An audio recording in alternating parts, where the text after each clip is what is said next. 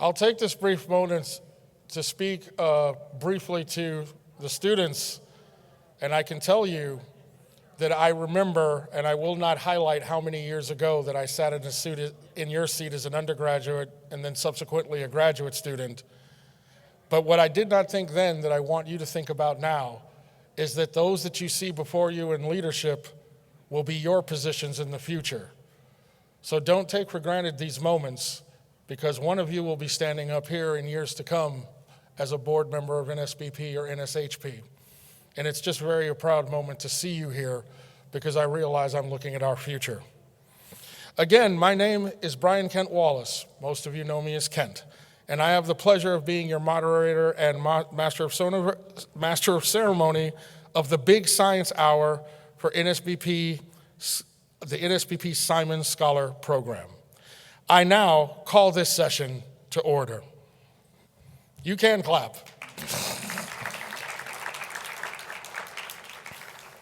I would now like to introduce Dr. Casey Wagner, who will give a few words and then introduce our speaker or moderator for the history of NSBP-SIMONS Foundation Scholar Program, Dr. Casey Wagner.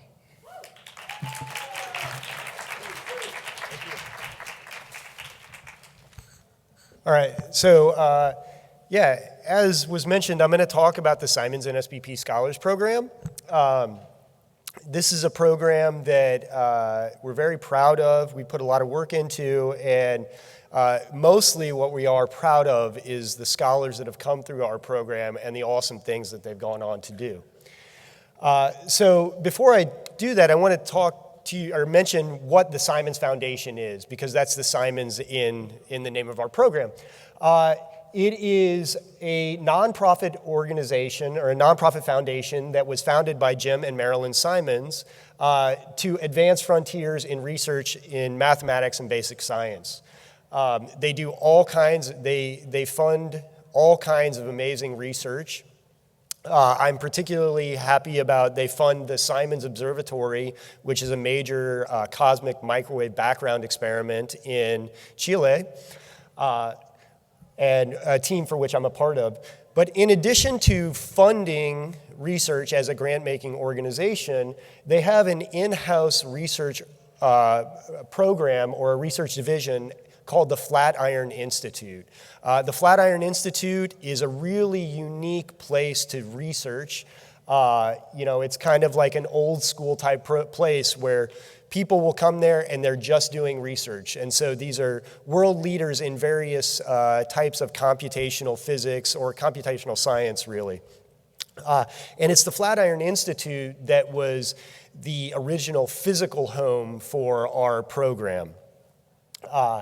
And so pictured over there are Jim and Marilyn Simons. They are the co-founders of the SIMONS Foundation. And then David Spergel, who is now the president of the foundation, but started out as the director of the Center for Computational Astrophysics at its inception. So let me tell you about the SIMONS NSBP Scholars Program. All right, and the way that this program started was in 2020 when the world was on fire for various reasons. A lot of students lost their opportunity to have undergraduate summer research experiences that are extremely valuable for their future and for them going on to, or having the prospect of going to graduate school. And at this time, myself, pictured on the right there, and a couple of my collaborators in the SIMONS Observatory, we approached our leadership and effectively said, like, hey, is there something we can do? Can we try to provide some support for these students, even if it's just a message in some way? And David Spergel, who is now the president of the SIMONS Foundation, but at that time was just one of the leaders of the SIMONS Observatory, he wrote back and he said, hey, what's better than just kind of providing some verbal support is let's start a summer program where we can replace the research experiences of these students. And he said, I've been talking with Stefan Alexander, who was the president of NSBP at that time, and with Brian Keating, who was the director of the SIMONS Observatory. And the three of us can work together to kind of, out of nowhere, pull together the funds to make this happen if somebody within our collaboration can make the program happen. And so I said, yeah, I'll take this, I'll organize this. And what I did is with about 40 of my colleagues within Simons Observatory, we built this Simons NSBP Scholars Program in 2020. At that point, it was a fully online program because, 2020 was what it was. But since then, we've grown into something much more than that.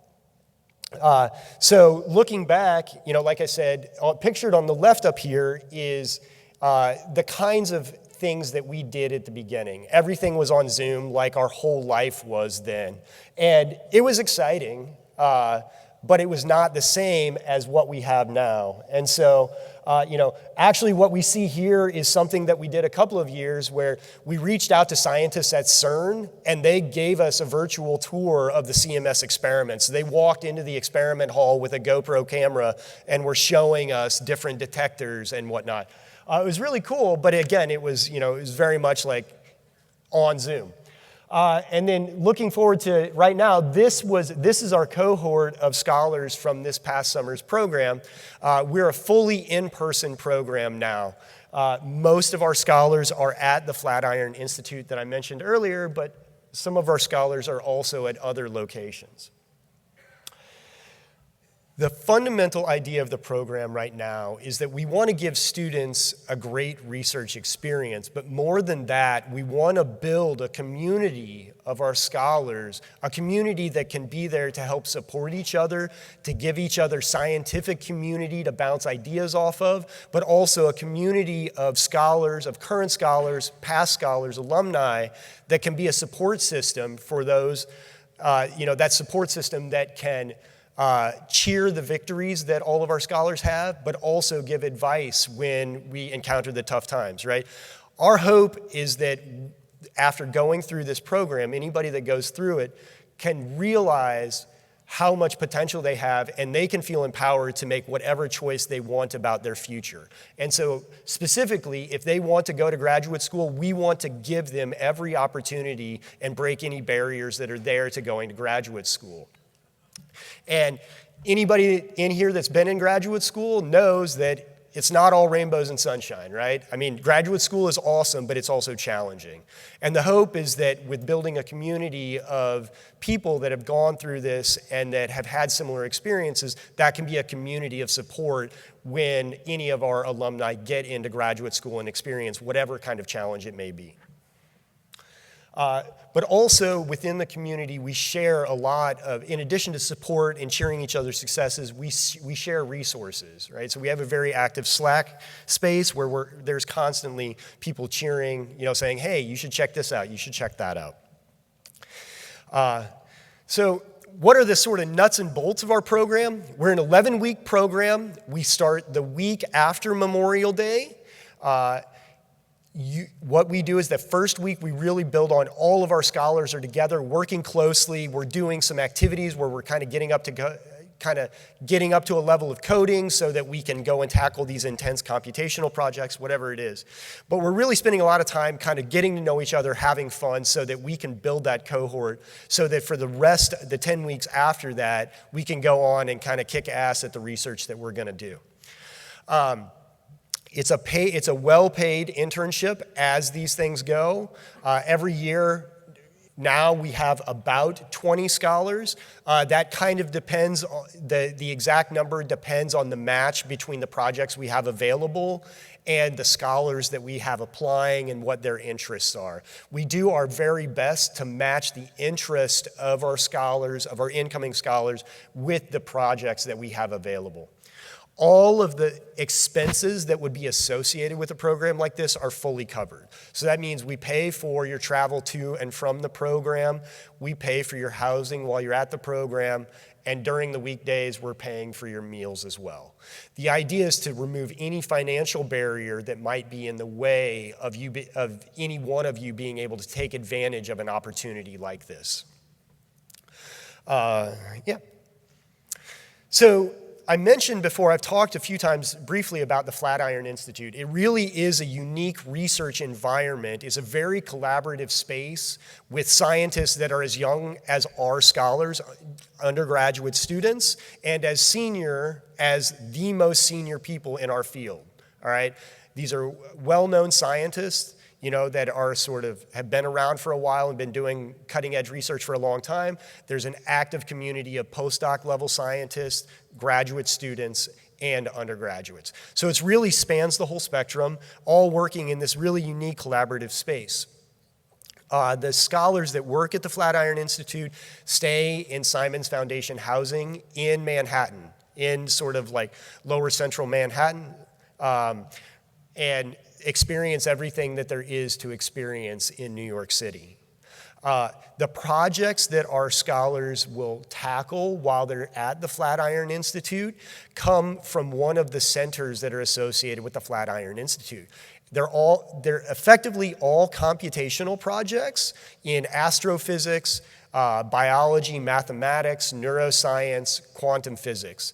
Now, the projects generally fall into these centers within the Flatiron Institute, but really what is more common is the projects will kind of be collaborative and they'll often span across different centers. So it's really a very interdisciplinary space.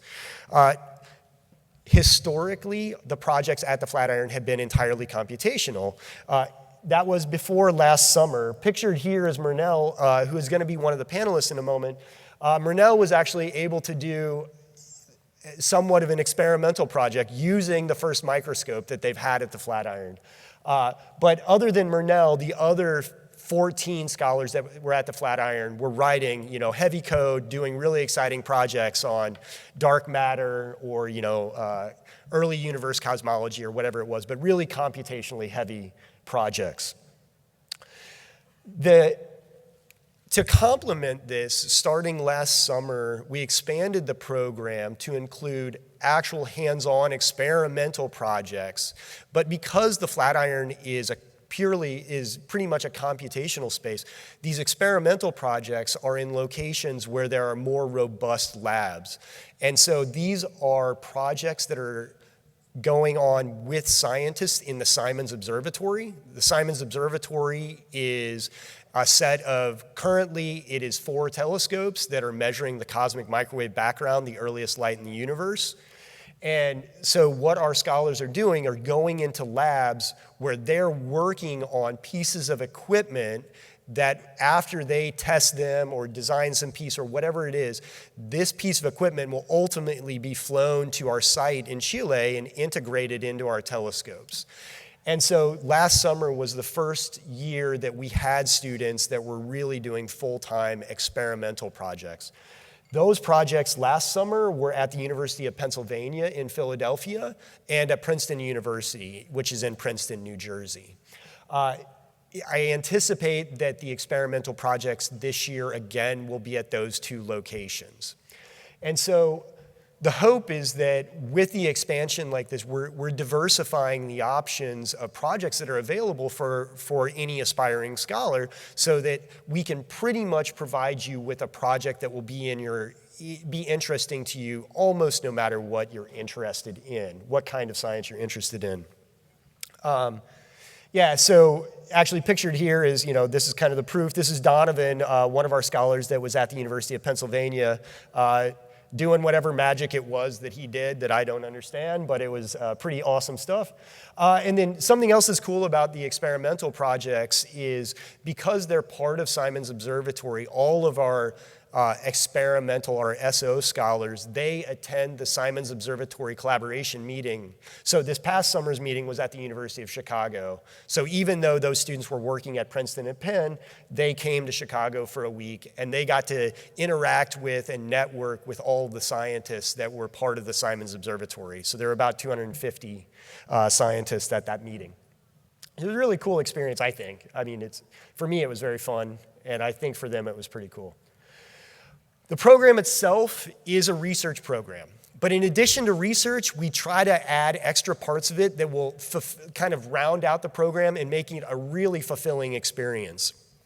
So every week we have a research talk from a renowned black physicist. So for example, last year, one of our very first research talk, I believe, was by Dr. Ronald Gamble, who I'm sure many of you know. It was really, really awesome. Stefan Alexander has often given a talk. We have, every week we're hearing from somebody. We also have a number of panel discussions from different black scientists where they're talking about their experiences. So, for example, we'll have a panel discussion with black graduate students that are coming from programs all around the country. And the idea is that in these discussions, they're talking about what their program is like, what it was like for them to get into their graduate school, and what is it like for them now that they're there. And they're providing any tips or advice to our scholars so that our scholars can kind of be on the lookout for various things when they're going to apply for their own graduate programs. We also do we also every week have a meeting where we're talking about some aspect of career advice. So some of this stuff is very in your face and coming, like graduate school applications. So we talk about the nuts and bolts of a graduate school application. We talk about how do you actually craft your graduate school application materials so that they stand out, or at least so that they are written in the way that the admissions committee is going to favorably look upon. But we also do things where we have sessions where we talk about things like imposter syndrome and all of these other things that can be, just are situations that might arise for any student, but particularly for our students.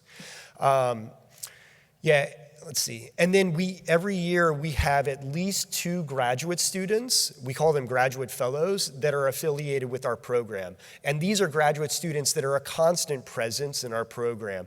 They give talks about their own research, but they also give talks about their experiences. They are there in our different sessions to just be a place to answer questions, provide feedback, whatever it is. The idea is that they are somebody who has been in our scholars are all undergraduates. Our graduate fellows have been in those shoes recently, and they can provide very recent advice and feedback for our scholars. And just be another touch point for community and for building that sort of network of connections. At the end of our program every year, our scholars give 2 presentations. One of them is a poster presentation, and this is to all of the scientists that are in the Flatiron. And so this is just a sort of random assortment of our different scholars presenting their posters over the past few years. And the idea is that it's really like a poster session, very similar to what happens at NSBP. It's just that it's, for all the summer students that have been at the Flatiron Institute. And one thing I particularly like about this is the idea is we give our scholars some advice on how to create posters. And so they create a poster for this poster session, but they create it with the idea in mind that they can bring that poster to the NSBP conference. So that, if they're thinking about coming to the conference in the fall, but, when conference time and poster development time comes, they're in the middle of classes and they're super busy. If they've already developed their poster over the summer, they just have it ready to go for the conference, and it lowers the barrier for them being able to come to the conference and be an active participant in the conference. So in addition to the poster sessions, we also have a full day of talks where every one of our scholars will give a talk about the research project that they did over the summer. And again, this is a twofold idea. One sort of motivation for this is just to give our scholars and more experience talking about science, because talking about science is complicated. And the more times you do it, the better you get at it. But also in this day-long series of presentations, we get to see all the awesome work that our 20 scholars have done. And it's a really, really, it's not at the level of an NSBP conference, but, next to that, it's one of the most exciting situations that I see every year. So here are just pictured are just, our Jasmine and Ezra that are giving, kind of action shots of them giving their talks. But it's a long day, but it's a very exciting and fulfilling day. In addition to the sort of scientific aspects of it, every year we have different kind of team building, excursion type experiences. Multiple years we have visited the Harlem Gallery of Science, which is it's a program. The Harlem Gallery of Science is a bigger initiative, but they have a mentoring program for younger students. And so this is for middle school age students. And so when we visit the HGS, what we're doing is our scholars are going into this environment with younger students, and our scholars are now the experts. They are the role models for these younger students in these interactions. And usually the days that we visit are really just fun. You know, that we're doing activities, we're playing games, there's some small science bent to it, but it's really about breaking barriers and showing these younger students what a contemporary college scientist looks like. We also, every year, we visit a graduate school, and this has, again, a couple of motivations. One of them is it's just fun for all of us to get out together and go to a new place. All right, you know, and so it's just a fun day in general. But also, since most of our scholars are at the Flatiron Institute is not a place that has a graduate program. All of the graduate students there are affiliated with another more traditional graduate school. And so when we visit a graduate school, we're doing this with the idea of we're meeting with faculty members that are on the admissions committee of those programs so that our scholars can hear about what that admissions committee is looking for. That way they know how to pitch their graduate school applications. But we're also meeting with graduate students. We're touring labs. We're just kind of generally getting the experience of those college campuses.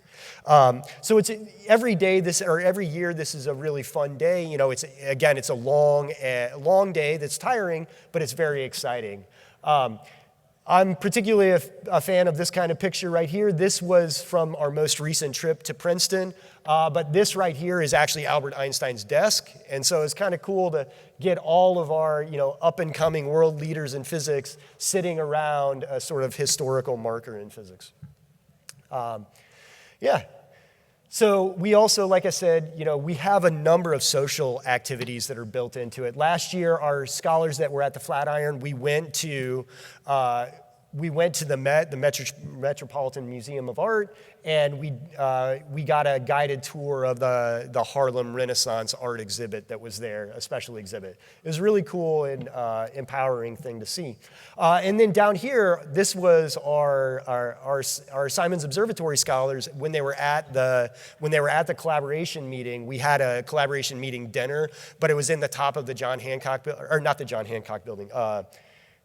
It was in the top of one of these super tall buildings in Chicago, right? And so we spent the whole night up there just kind of going around, and then as sunset, there were fireworks over Lake Michigan. So it was really, you know, very little science in that experience, but it was really, again, speaking for myself, it was a lot of fun, and based on the smiles, they were either just trying to appease me or they were actually having fun. So I don't know. I think they were having fun. So, all right, nuts and bolts of the program. What does it take to be eligible? You need to be a member of the NSBP. If you're not a member of NSBP, you can sign up and then apply. Okay, that's all. It is an 11-week program. We ask that you're fully committed to this program. And so what that means is while you're there, you're treating this like a full-time job. You're not taking classes. You're not doing anything else. You're well compensated for your time there, so you don't need to have another job. It is for undergraduates, all right? And ideally, we target students that are going into their senior year, all right? The primary motivation for this is we're targeting students where this is their last opportunity to go through the program. So if we do commonly have rising juniors, but we target rising seniors.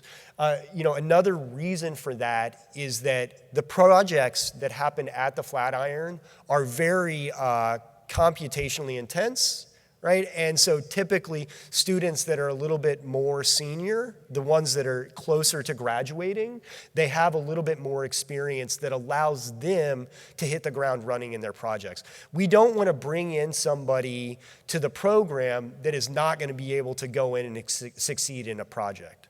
So, but if you're sitting out there and you're younger and you don't necessarily fall into that boat and you're still interested in the program, come and talk to us or apply anyway. What often will happen, this has happened over the past 2 years, is we'll have great applicants that are just not at the right time to fit into the program for this coming summer. And so what I'll do is I'll approach them and I'll say, hey, Kassar, you're a fantastic match for this program next summer. Can I tell you about some other opportunities that we know about that you should consider? These will be perfect things that will set you up for next year. And so the past 2 summers we've had that, and it's worked out really well, because then those students that are more junior that are applying, they get a research experience outside of the Flatiron or outside of Simons Observatory, and then the next summer they'll come and do a project with SO or with the Flatiron. They'll get 2 projects, they'll have letters of recommendation from 2 different people, and they'll get 2 different experiences.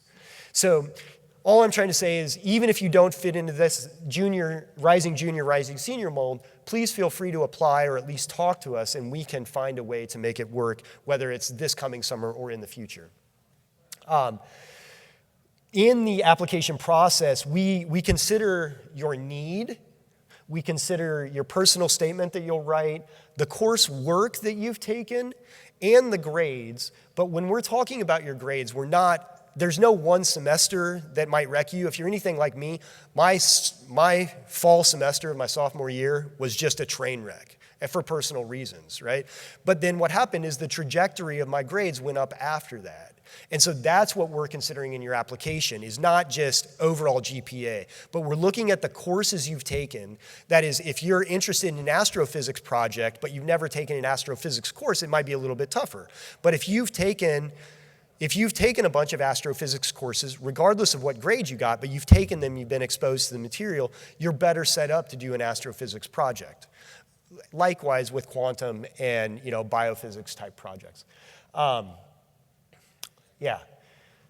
When I talk about need, what we mean there is this going to be an opportunity that would be helpful for you in your graduate school application? So if you have no research experience, but you want to go to graduate school, I would say that is a significant need. You have a need for a research experience. And so we give you extra points in your application material for that. So if you're out there and you're in the audience and you have no experience with research, but you want to pursue this in the future, absolutely you're a perfect candidate to apply to the program. The application itself, there's a very basic application form that just gives some background information, kind of lets us know where you fit. There's a 1-page personal statement where you should be describing the research that you want to do, why you're motivated to do this program.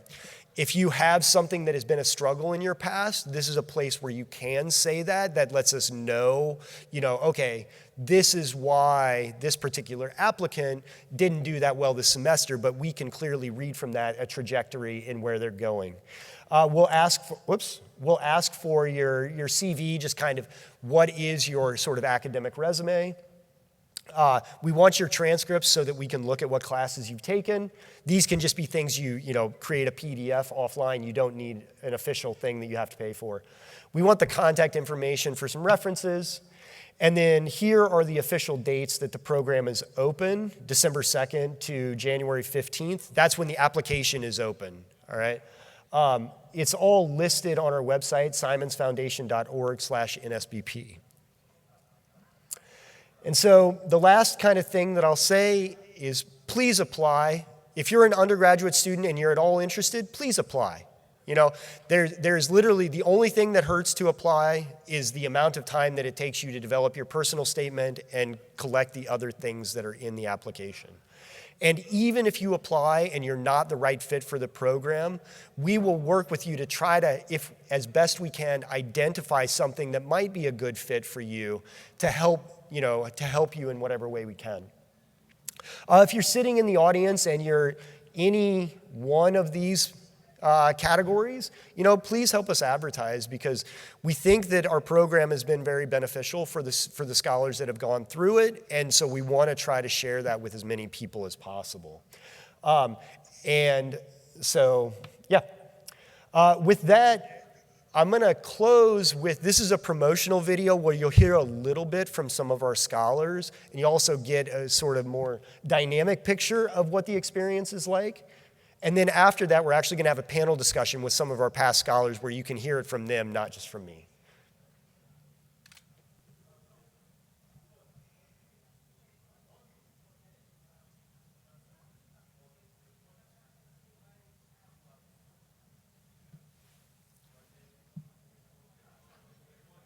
So I think there should be audio, right? All right, I think there should be audio.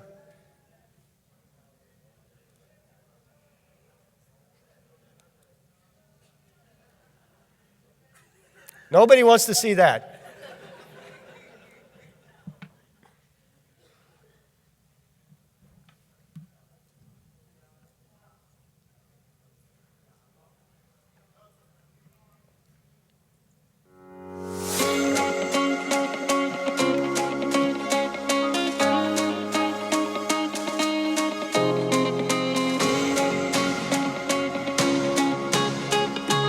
An extremely enriching experience. Get ready to have some fun. Step out of your comfort zone. The Simons Foundation and the Flatiron Institute is probably the epitome of scientific exploration here in New York. This is the greatest experience that I've had doing research and having the opportunity to meet so many great minds in physics, not only among my peers, but the amount of talks, colloquiums, people that I've gotten to meet just passing through the Flatiron. It's been amazing to meet so many other physicists and to get to pick at their brains.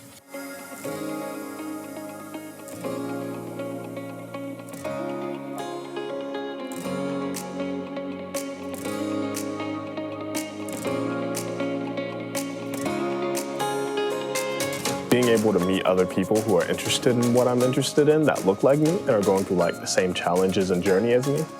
And it's also like a great research experience as well, working at the Simons Foundation. And I get to have the best of both worlds, so.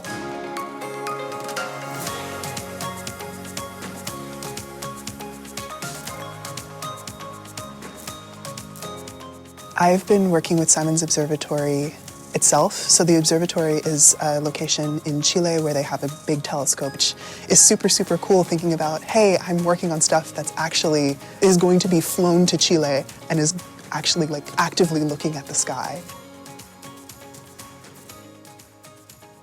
You're here to learn and people are here to help you. That's a big part of it, is everyone is here to help and try to learn as much as possible. Soak it all up, take lots of pictures, and make lots of friends.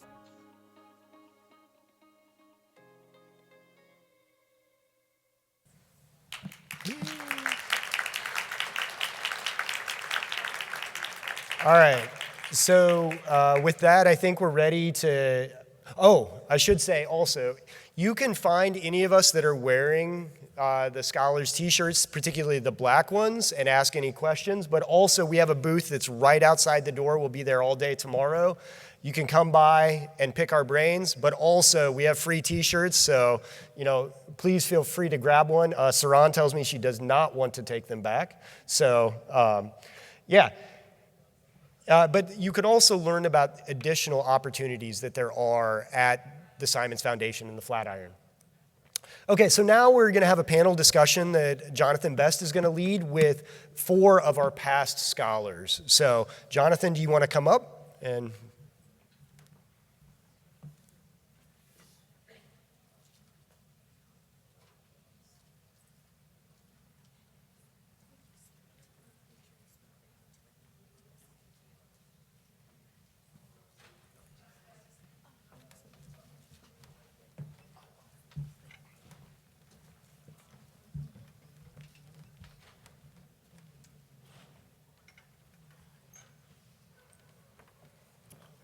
Hello, everyone.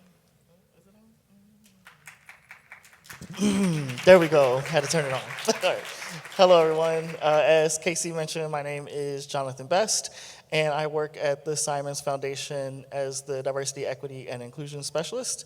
And as part of our commitment to increase the number of Black students receiving PhDs, specifically in STEM, I help Saran Lee Johnson and our colleague Tasnia Islam, as well as Casey, run the administrative part of our program. So I'm not a scientist. I can act like and talk to you about science like I know it, but I just want to help you get a PhD in it. So I'm your Oprah for the evening, and I'm here to introduce you to a couple of our previous scholars. So I'll let them introduce themselves. So if you just want to start by giving us your name, what year you participated in the Simons NSB Scholars Program, and then what center or experiment you worked at, and what you're currently up to. Anybody can start. Oh, I guess I gotta give you the microphone. My bad. Hi, everybody. My name is Idao Gomdoni. I'm a junior electrical engineering major at Alabama A&M. And during the summer, I was working in the Center for Computational Mathematics at Simons Foundation, and that's this year. Hello, everyone. Oh my gosh, I'm sorry. My name is Cameron Whitaker. I was a part of the program this summer 2024. I was with the Simons Observatory. Yeah. Hello, everyone. So my name is Omokwele Yumoru. I go by Omo for short. I was a scholar in 2023, and I actually worked in the Center for Computational Mathematics, not quantum. Currently, I'm a first-year applied physics PhD student at Yale University. Hi, everyone. I'm Mionel Madouin. I'm an applied physics senior student at Siena College, and I was a part of the Center for Computational Biology for this past summer. Great. Wonderful, thank you. Thank you so much. So I'll start off real deep because as Casey mentioned, really the main focus and the goal of our program is to equip our students and help them to realize that they are scholars and they are physicists in their own right. So was there a time during the program that you realized that you are a scholar? And can you explain that and talk about that? Anybody can start. Okay, I'll go first. I think that moment occurred for me when my mentors stopped giving me the answers, because at the beginning of the program, anytime I had a question, they would just show the answer to me, and I'd go through their solution and try and understand what I was doing. But as time went on, it got to a point where they didn't have the exact answers, but they were now just pointing me in the direction like, oh, go read this paper or try this reference, and then from there I would develop the solutions myself and then try and explain it to them. So yeah, at that point I started to know that I actually have what it takes to become a scientist, maybe.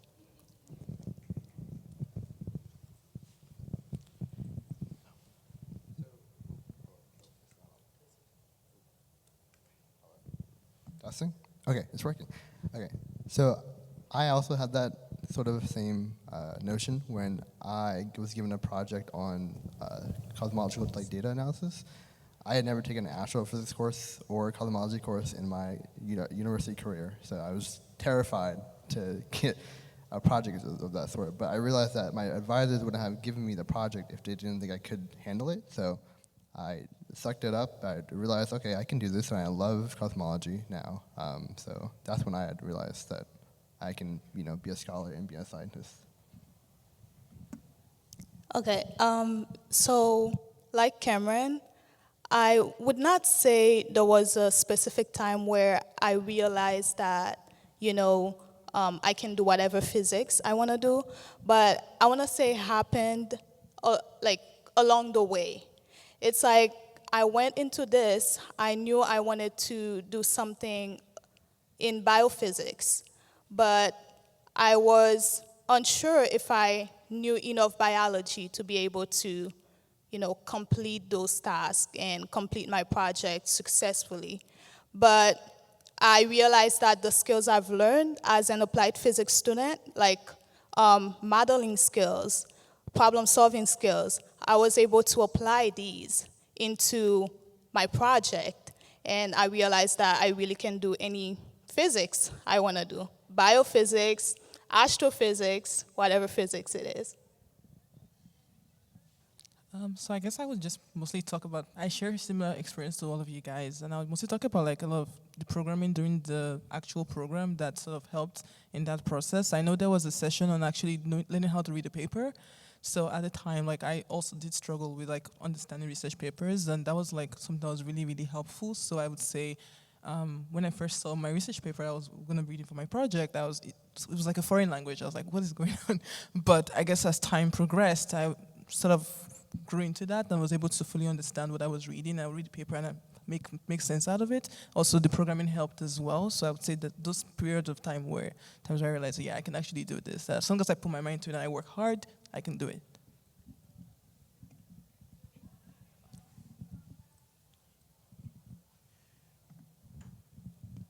Great, thank you so much. So my next question, I actually want to start with you, Cameron, because you were part of the inaugural class or cohort to do an actual experimental project. So I'd love to hear what was the most notable thing about your participation in the program, and it could be like, you know, a specific event or overall experience or just anything. Yeah.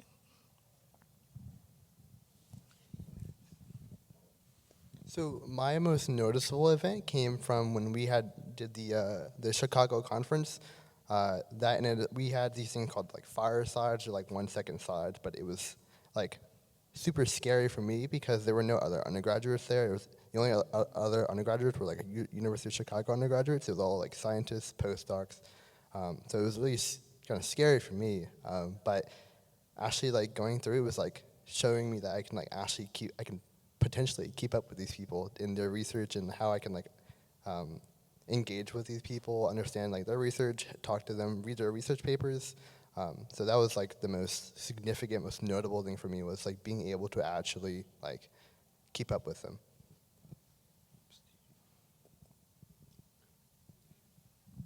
Most notable experience.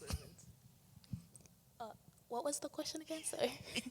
Yeah, if you could just talk about what your most notable experience over the summer was. Well, that might sound cliche, but it's the overall experience. But I think it's the people I've met here. It's not like an experience, but like the fact that I got to build relationship with these amazing individuals, and I honestly don't know if I would meet them. You know, it's possible, but it's highly unlikely. If I didn't do this program, I would never, get to build a relationship with them. And so I would say, yeah, I would say that's it.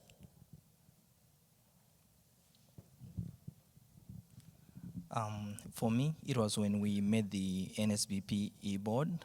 They were in New York, and then we just happened to meet them. And like when they're talking like from a podium and you are far from them, you really just see these big figures who are just, doing things that they have to do. But being with them in person, having like conversations with them, and them telling you like, I was once a student like you, and I had to put in the work. Yes, the stuff you're doing is hard, but you just gotta keep on working to get where we are now. Was really life-changing for me. It's like, also, all I need is to put in the work, and eventually I can be where I want to be.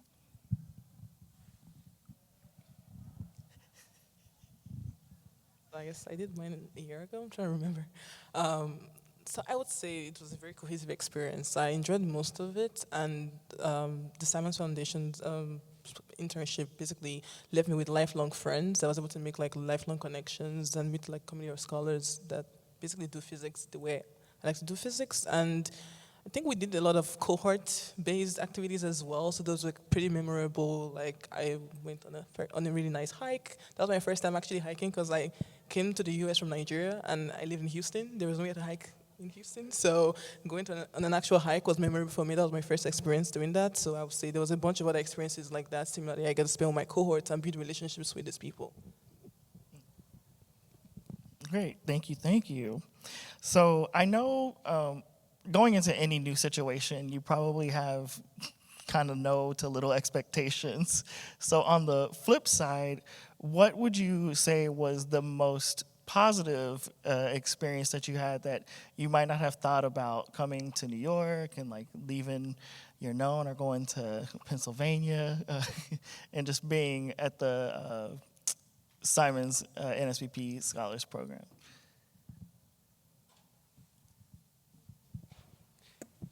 I have sort of like two questions to that.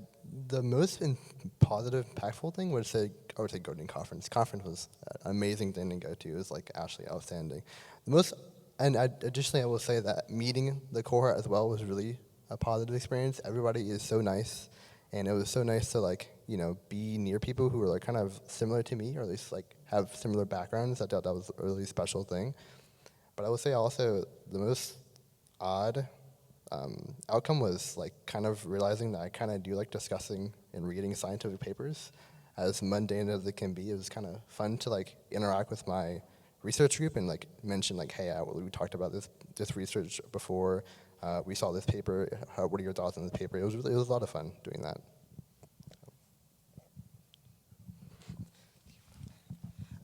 Just to piggyback off that, I think the community is really awesome, not just among the peers, because like it's very exciting to have people like Jasmine. You can just start talking about game theory and have an exciting conversation, but it's also about networking upwards, because like some of the people who came and then who were giving presentations, I did talk to them later, and I'm happy to say that they're still mentoring me on things that are not even scientifically related or like not physics related. So that's a big plus for me. Okay, going off of what Cameron and Hidalgo were saying, I would say that the most positive thing was that I did not anticipate was how inclusive and welcoming everyone was. And also the fact that, the NSBP e-board and Casey, whom is the director of the program, he literally went above and beyond to, organize activities for us outside of work. And, that allowed us to build relationship with each other, share ideas, communicate with one another. And that's something that, I did not anticipate, because I thought I would go there and then just work, but this was really amazing. So are we talking about our experience during the internship, or just like being part of the program in general? Yeah, just either program in general, yeah.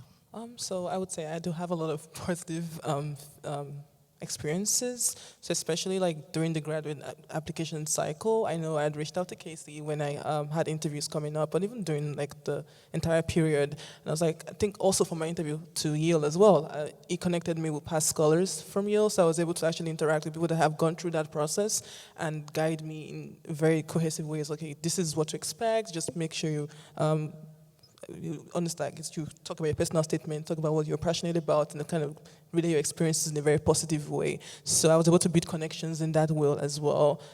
That's grad school I'm currently attending. So I would say just the experience in general, the connections, and the fact that you also get access to all of these connections, even after you're done with the program, you can still find people that can support you in your academic journey and your personal life as well. So that's a very big plus for me. Yeah. I love to hear that, because honestly, once you leave in the summer, we don't leave you alone. We email you, we Slack you, we try to give you that support. We are serious, like we're trying to get you to where you want to be. Oh yeah, go ahead, Cameron. So even right now, the Simons Foundation actually paid for me to come to the conference right now. So see, y'all hear that? We paid for her to come to the conference.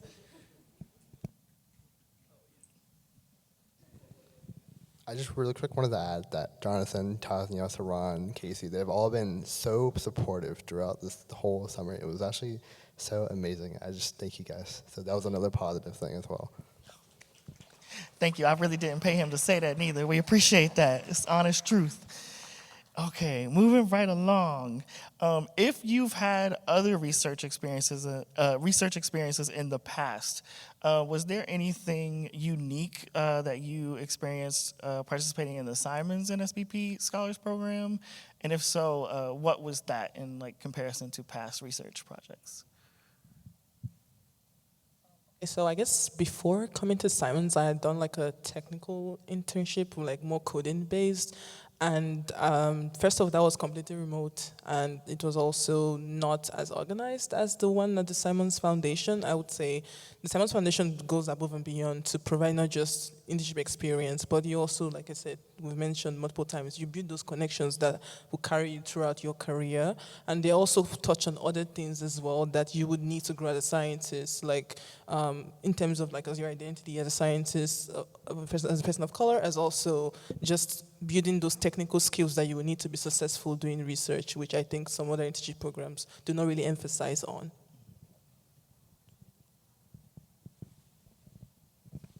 So I had not, I did some research with my home institution, University of Virginia, through a professor in the Department of Physics. But other than that, I had never had like an official RE before. What made Simons Foundation and this program special though was like getting to travel a lot, getting to go to New York, then go to Philly, and then to Chicago. That was all very fun. And then also some of the activities as well. I know that you guys did outside of Monday to Friday, like those just going out having adventures to wherever in New York and things like, especially just going to New York. That's pretty cool. But like, yeah, I would say that was really special and special to Simons Foundation and program. So last year, I was part of PING, Physicists Inspiring the Next Generation. They're actually here, so if you see them, say hi. And then I did this program this year, and I can say they are very different. I feel like they complement each other because PING kind of put me in the same environment, and then they gave me my starting base. And then when I went to Simons, the project was definitely a lot harder. It's like I was just thrown into the deep end with some support, and then I had to find my way out.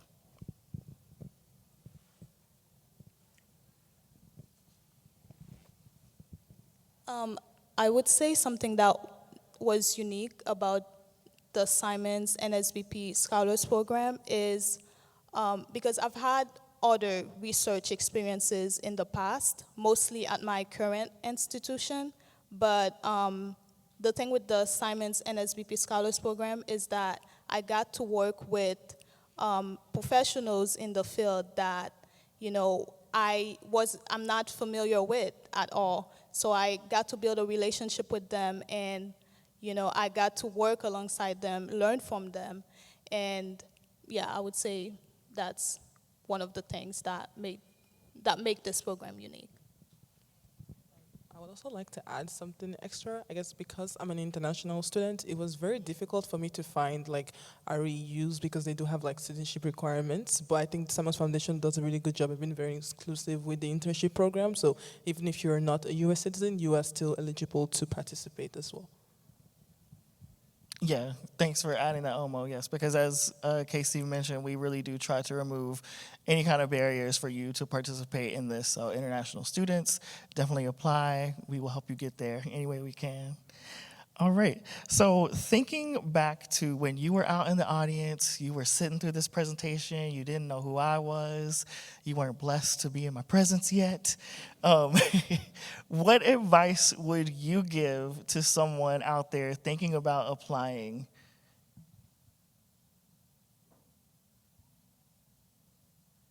I guess first thing I would say is apply. Don't count yourself out and don't discourage yourself from applying. Just do it anyways. I would also mention to start on time so you can get your letters of recommendation in as soon as possible, and also like be able to request for a good letter so the recommenders have enough time to write a really well written letter for you. I would say just be passionate about what you want to do in your personal statement, kind of talk about all of your experiences. That will prepare you and set you up to be successful in an internship like this, or take advantage of the opportunities you are being given. Yeah, I think for now that's what I can think of. I would say, yeah, piggybacking on what you said, I would say just apply. Don't count yourself out. If you have, less than sufficient grades, perhaps, or you're just not feeling too confident in your transcript, I think that Simon's program is very holistic, and especially if you explain your situation, I think that'd be wonderful as well. Just never count yourself out. Also, be open to decisions. Simon's Foundation has a ton of different departments: quantum, biology, mathematics, astronomy. There's a lot. So I would say to be open as well in the way you want to pursue. Looking back, I think the thing that's really set me apart maybe would be my recommenders, because I don't think my essay was anything special, and I don't think there are a lot of ways of saying I like mathematics, So having those recommenders who are not afraid of saying, well, Hidalgo can find things hard, he will fail at times, but he always find a way to pick himself up and keep going is very important, because you're going definitely to be given a hard project, but I think it needs to show that you can still push yourself even if things are hard. So pick your recommenders very, very wisely. Yeah, adding on to what everyone else said, I would say go for it. If you feel like there might be something of interest, just apply, because you never know what opportunities might come after that, or who you might meet there. So just go for it, and if you're worried about going into a whole another state or study away from your family, it's gonna be a great experience, because that was something I was worried about too. But so yeah, just go for it, just apply, and because you never know. Okay. I'm more like the ad at the end, so I was, making sure. Okay. And then kind of in the same vein there, when you were thinking about applying, what, for you personally, pushed you over the edge and made you go with okay, I'm going to apply, I'm going to go through with this thing?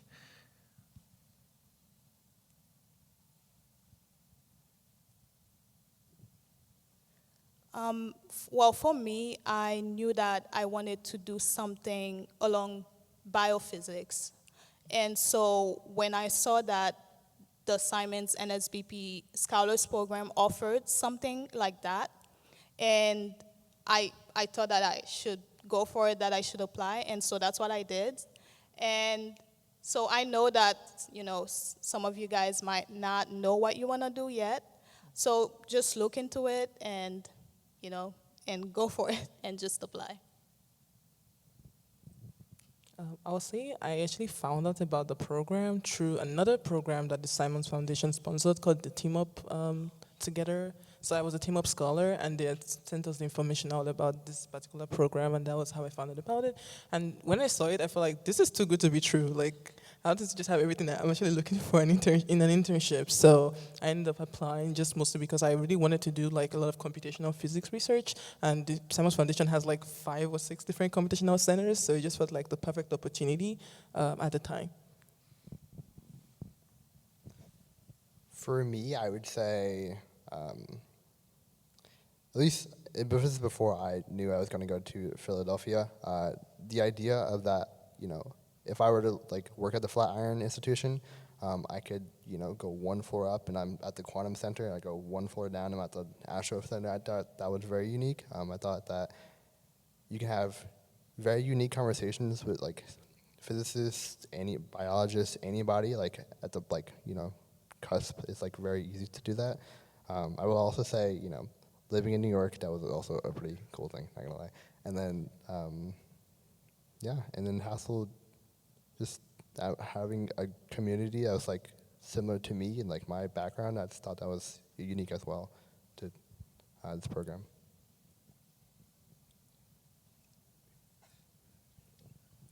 For me, I just applied. Yeah, because there are not a lot of places where you can do computational mathematics. So I was a sophomore actually, so I wasn't part of the target students. But I just thought the worst thing that can happen is they will say no. fortunately they didn't, so it was match made in heaven. See, he thought we was gonna say no, and look, he back up on the stage now. We got you for life. No. Okay, and then kind of wrapping up here, I would love to know what area of physics interests you, and how did you kind of come to that discovery to be where you are now?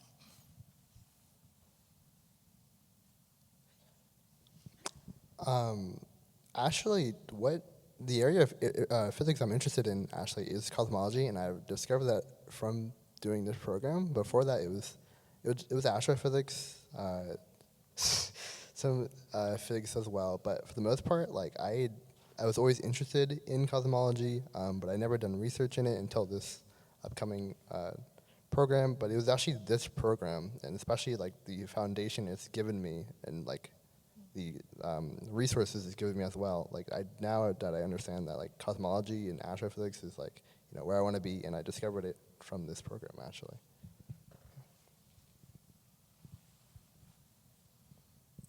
So for me, I knew I loved biology and also loved physics.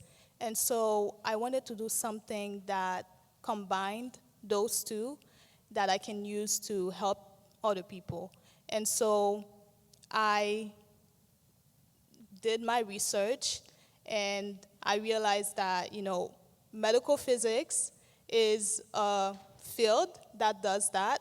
Biophysics is also a field that combines biology and physics, and that this program kind of reinforced my interest, and it made me realize that, this is really what I want to do. I guess for me, contrary to you, I didn't like biology. I used to be a biology major, I switched. But I liked coding. At some point, I started getting more interested in coding and optimization. So I kind of wanted to do something that was computational related, which I'm technically doing now. So I'm doing my PhD in computational condensed matter physics. So that I just sort of had a very deep interest in that, and also doing the Flatiron internship, I was able to grow as a computational scientist. Like everybody that codes knows that one of the hardest things is debugging your code. Like it's always a pain, but I was able to like get some tips and tricks, and also like learn how to write code better and like make it more efficient to do different tasks I needed to do. So I'm very grateful for the opportunity for the internship to develop as a scientist in that way.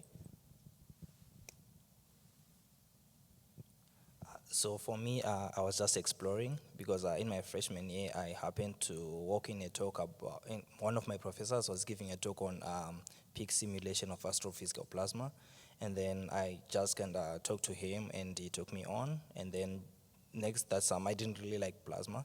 And then I did some neutron physics with Dr. Paul Gay. That was at MSU. I didn't fall in love with it either, so I was looking for my place, and then I got into this program, and it gave me a chance to really explore not just the center that I was in, but also visit all the other centers as well. So now I think I have better direction where I'm going. So Great, awesome.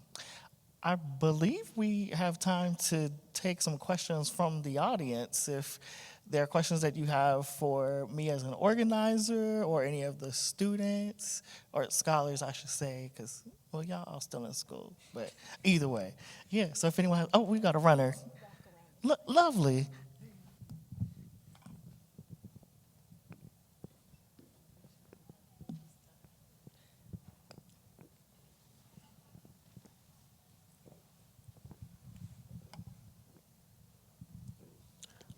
Hello, everyone. Thank you for the time you guys gave up to give your experience. As a previous scholar myself, I'm interested in understanding how do you guys see the Simons Foundation as a tool to help you professionally get where you guys want to go, as far as you guys just kind of mentioned, you guys have better direction, but how do you guys plan on using that direction to, yeah.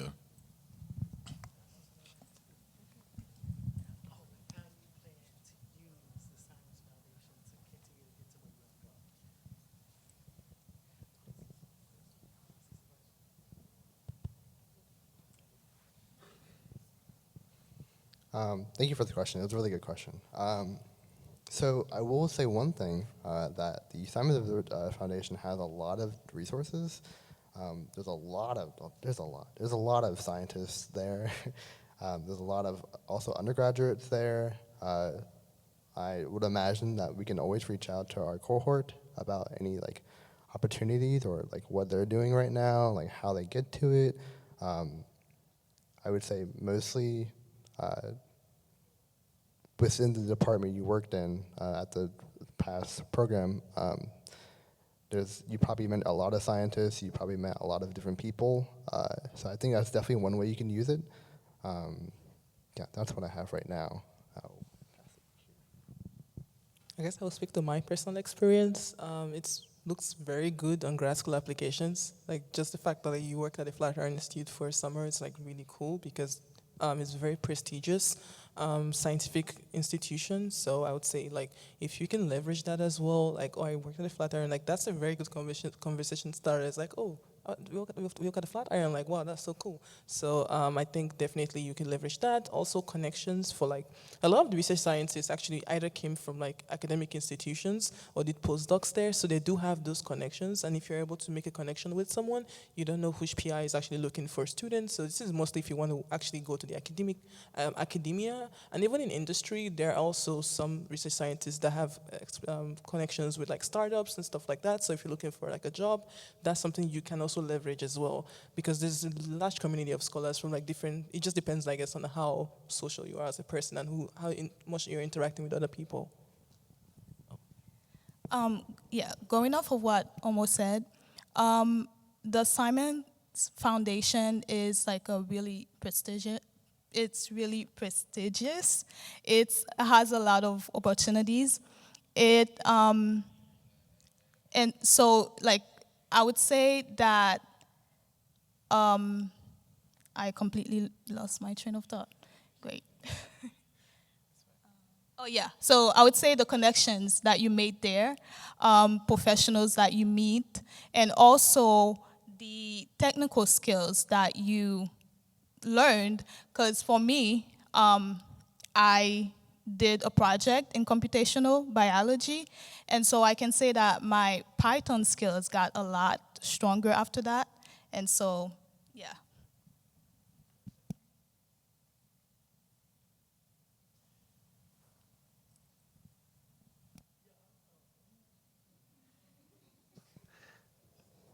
Almost like to turn the microphone off on me. Okay. So I'll say as someone that works for the Simons Foundation, we have so many different ways to connect with the organization. So outside of just the work that we do in New York City at the Flatiron Institute or through our laboratories with the Simons Observatory, we have a whole portfolio of neuro and autism research. We have a life sciences portfolio. We have a math and physical sciences portfolio. So while you might come to hang out with us for a summer and do a computational research experiment, there's so many different facets of the scientific world that we have our hands in. So again, it is such a huge network for us to be able to connect not only our scholars, but anyone just interested in any of those areas of science, for you to be able to connect with us. And then again, like stay with us along the pathway so that we can plug you in and support you and get you to wherever you want to go. So thank you for the question, Cornelius. Yeah. Anyone else? Questions? Hi, scholars. Happy to hear that you guys enjoyed the program.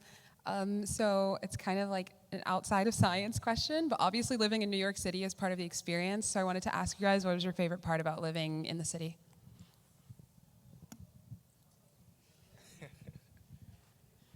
I actually really enjoyed looking at New York City from New Jersey. So I would go on path and see it from the other side, yeah. Wait, what was the question again, sorry? I don't really know if I can. Actually, no, I can answer this question. So I was in Philly, but best part of New York City, well, I am a New York City hater. Don't hate me, guys. Don't hate me. Oh, okay, cool. New York City is really cool. It's just a little too busy for me. I'm rural. I'm from Virginia, so more rural. But I will twist this question a little bit. Philly was really interesting.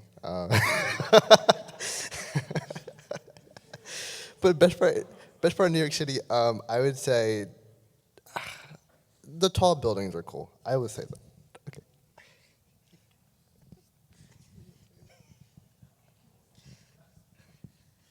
Okay, well, for me, it was my first time in New York City, and I'm from upstate New York, and there's not a lot of activities going on, and I'm an introvert, so I don't really like, a lot. So at first, it was a lot for me.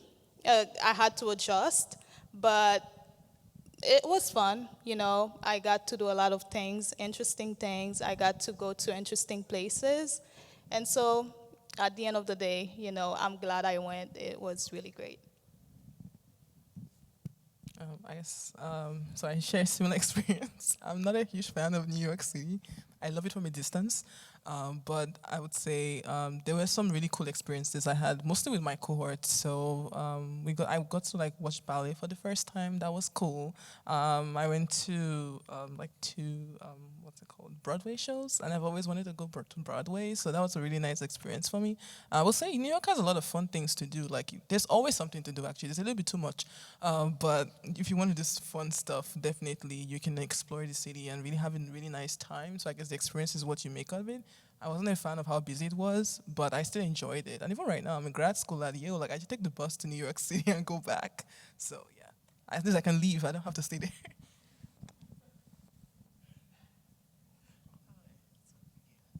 Okay, I had something. I'm an official New Yorker now. I've been there almost 10 years. And yes, I'll admit New York is not for everybody, but it's just temporary. You're there for 11 weeks. So come dip your toes in, see if you like it or not. We're not forcing you to stay if you don't want to.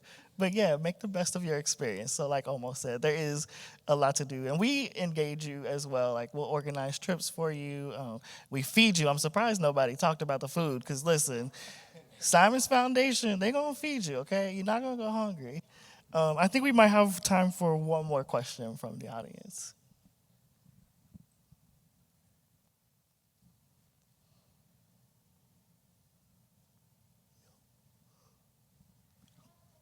Oh, perfect.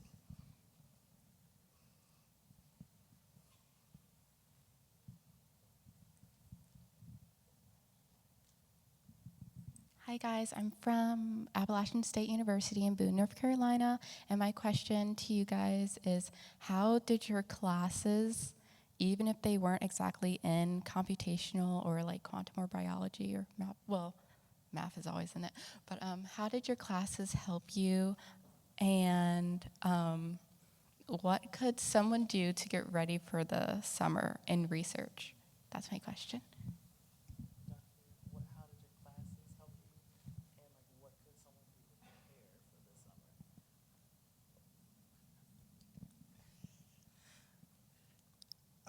I don't think my classes provided the fundamentals for me to at least understand what I was looking at.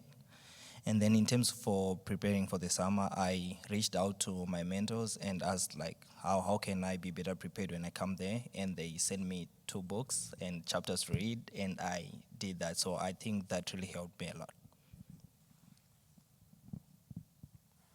I would say they helped me in a way that's not too familiar, in the sense that, so I took, like I mentioned, I had no astrophysics classes, no cosmology classes, but I had to do cosmology research. So my advisor gave me a paper to read. It was 30 pages of there were 100 different authors. I was so scared.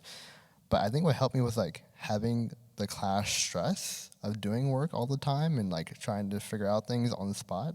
I think that helped me a lot. I will say I did have a fundamental course in computing, which kind of helped me a little bit, but for the most part, it kind of came from within, from my classes and from my advisors as well, to mention hey, you can do this thing.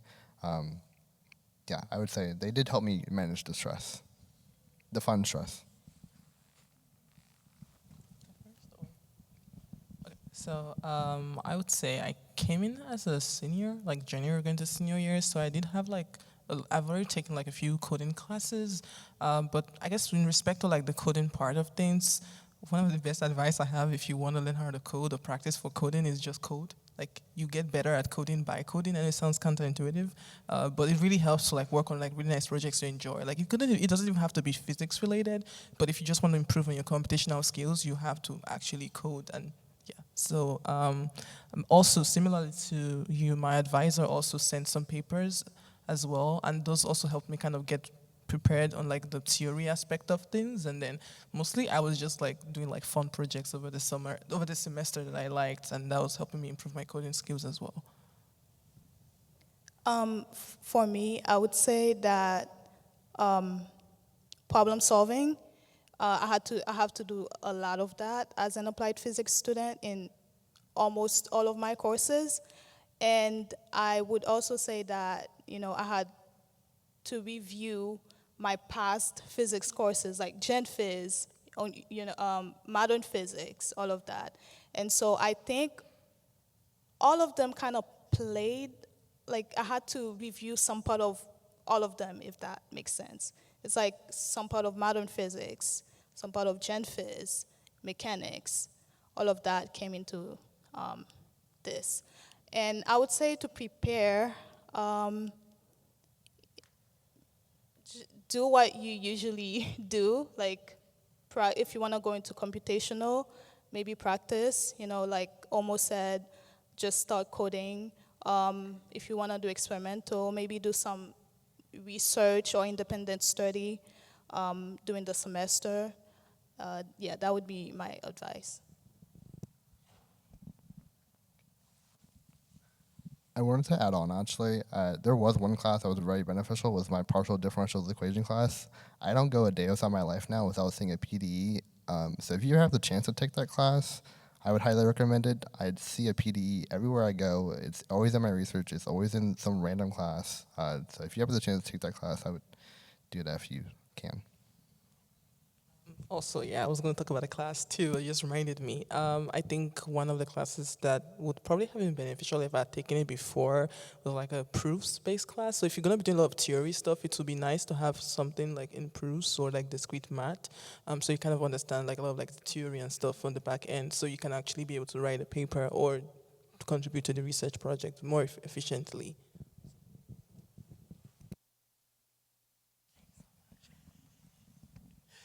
Yeah, great. And actually, I'll add something outside of classes. I ain't had a class in a long time. But I always tell potential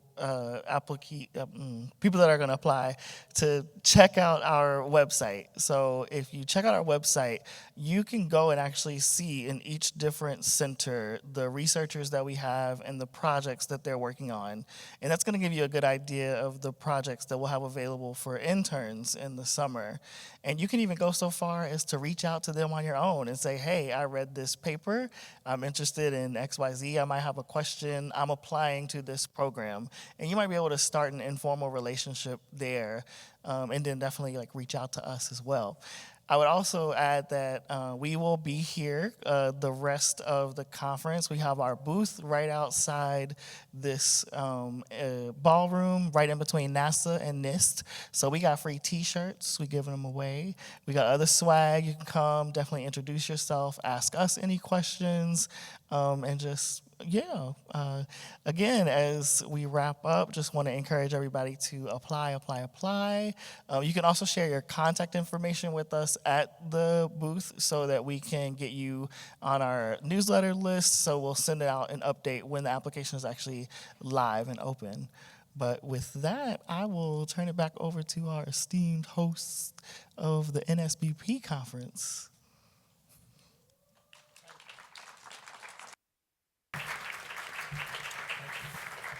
Please give them one more hand.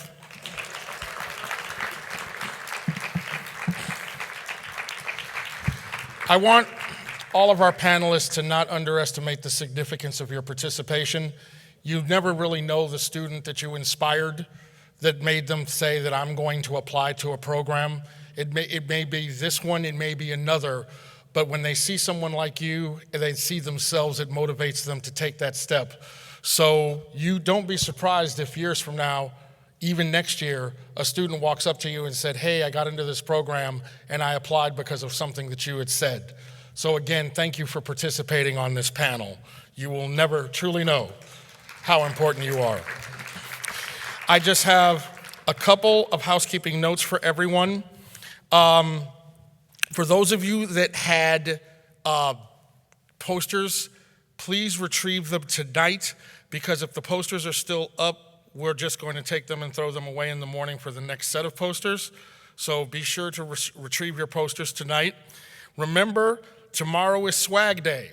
So you wear your university paraphernalia, because we will also be doing our group photo immediately after tomorrow morning's session.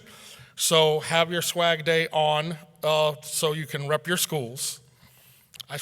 Sometimes I feel that I sound so formal and I say rep your schools and it looks completely, not genuine, but that's just the way I talk. I also wanted to say that the dinner is on your own tonight, and there are dinners by invitation for Astro and the president's the president's cocktail. And please understand, those are by invitation, and those invitations have gone out, so you know who you are for those particular dinners. Everyone else is dinner on your own, and we truly want you students to be safe if you go out. I highly encourage, I am not saying anything negative about the safety of Houston. We've put a lot of effort into choosing the conference, not just for facilities, but being a place that you can enjoy. But I just want you to realize that this is the world that we live in. So if you go out, do not go out alone. And if you have more than 2 of you in your party, let someone know that you left and let them know that you're back. That way we can all be aware that you are safe. I also wanted to say, continue to be nice, to be kind to the NSBP staff. So the woman who runs our operations, Monique Howard, just went downstairs to get a pizza and she got jumped with a ton of questions.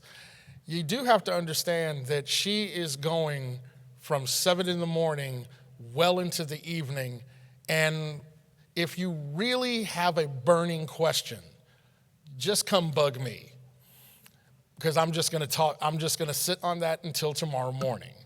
So please give our staff members the opportunity to decompress, because there's a lot going on behind the scenes to make sure that you never see any problems. And we just want to give them a moment to have a moment to themselves, call their families, be with, just be human. So just ask to not swamp anyone after the sessions are over, so they can just have a moment to regenerate. Breakfast is at 7 a.m. In the marketplace, and the general session 2 starts promptly at 8:30. Now I want to point this out, that this morning, when it was time for us to start, everybody was still down in the breakfast room. And I get it. It was a rough trip. You're in the morning, you're getting to socialize, but understand this is a professional conference. And to be professional, we try to start all of our sessions, well, not even try to start. We start all of our sessions on time. So what I ask is, enjoy your breakfast and what have you, but please be in here so that we can start our sessions, because who wants to be invited to speak to a group of people and half the room is empty? We really want to show them that we appreciate them coming and giving of their time to bestow the things to you that we feel make what this conference is beneficial for everyone. That being said, I would like to close this particular session. Thank you so much for being here, and enjoy your evening. Thank you.